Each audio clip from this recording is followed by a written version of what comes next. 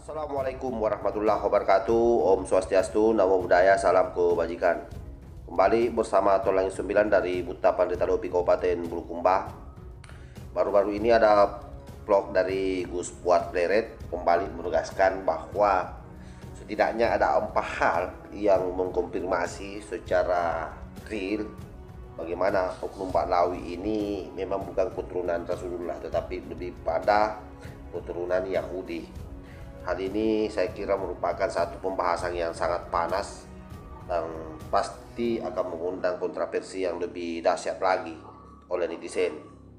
Kita tahu bahwa beberapa hari terakhir ini para buzzer-buzzer dari Kadrun itu sudah mulai enggan menanggapi hal-hal yang terkait soal habaib, terutama seruan kita terhadap mereka untuk melakukan tes DNA. Justru kemudian muncul gus-gus muda seperti Gus Kausar dan sebagainya yang melakukan kanter terhadap narasi yang kita bangun ini, padahal narasi yang dibangun ini berdasarkan data dan fakta yang ada.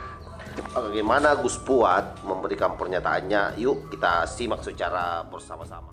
Ada 4 hal yang membuat Ba'lawi itu tidak terkonfirmasi ya sebagai dzurriyyat Nabi. Yang pertama dari tinjauan kitab-kitab nasab dengan tesisnya Kiai Imaduddin, ternyata Ba'lawi itu tidak tersambung ke Rasulullah.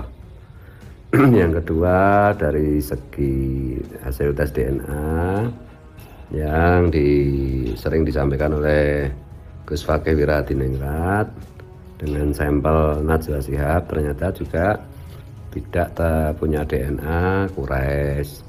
Yang ketiga dari segi sejarah yang dilakukan sering disampaikan oleh Tubagus Mugi Nur Fadil itu juga dan juga Ki Nur Ihya Salafi Ampel Surabaya itu ternyata juga secara historis, secara kajian sejarah itu memang Ba'lawi itu tidak terkonfirmasi sebagai dzurriyyat Nabi.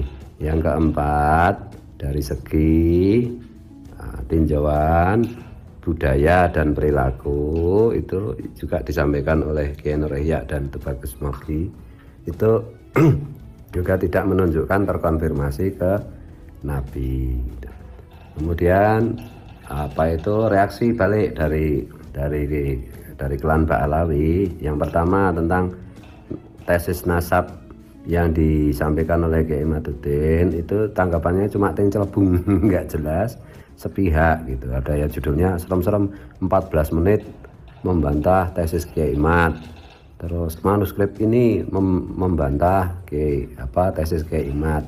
Tapi tidak pernah mau terang-terangan dalam satu forum, entah dalam satu ruang, entah pakai diskusi online, itu tidak pernah berani berhadapan langsung, berdiskusi langsung dengan Kiai Imaduddin tuh. Jadi cuma kayak lempar batu sembunyi tangan. Padahal Kiai Imad berkali-kali menyampaikan kapan waktunya siap berdialog, berdiskusi mengenai tesis beliau, kapanpun dimanapun disepakati, tetapi dengan syarat terbuka, bisa disaksikan oleh publik tuh. Dan memang terbukti bantahan-bantahannya juga memang nggak bermutu ya. Lempar batu sembunyi tangan itu kalau ditelaah lagi ternyata juga omong kosong.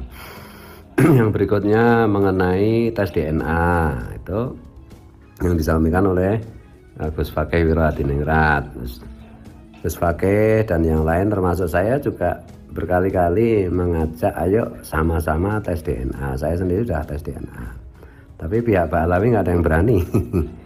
Yang ketiga tinjauan sejarah yang akhir-akhir ini tajam banget itu dilakukan oleh Kiai Nur Ihya Surabaya ya dan juga Tubagus Mugi itu juga nggak ada bantahan yang menurut saya dan menurut publik itu, menurut akal sehat itu masuk Pak Eko, nggak ada. Kemudian itu sejarah itu macam-macam lah, apakah Ahmad bin Isa yang Ar-Rumi itu benar-benar yang dimakamkan di Yaman apa bukan, karena yang kalau jumhur ahli sejarah itu menyampaikan bahwa makamnya itu yang benar itu Ahmad bin Isa itu kan di Irak, gitu, kan di Yaman. Kemudian juga apakah benar Ahmad bin Isa itu adalah Ahmad bin Isa yang dzurriyyatnya Rasulullah itu sampai macam-macam itu, jadi ya, nggak ada yang bisa jawab. Yang berikutnya lagi, tinjauan budaya dan perilaku mengenai tari Zafin sebagai contoh kasus yang disampaikan itu bagus.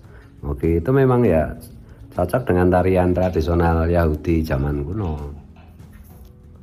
Kemudian kalau dari segi perilaku misalnya ada beberapa kata kunci yang menunjukkan bahwa DNA Ba'alawi itu memang tidak terkonfirmasi ke Nabi, bahkan lebih mungkin untuk terkonfirmasi ke Yahudi. Misalnya apa?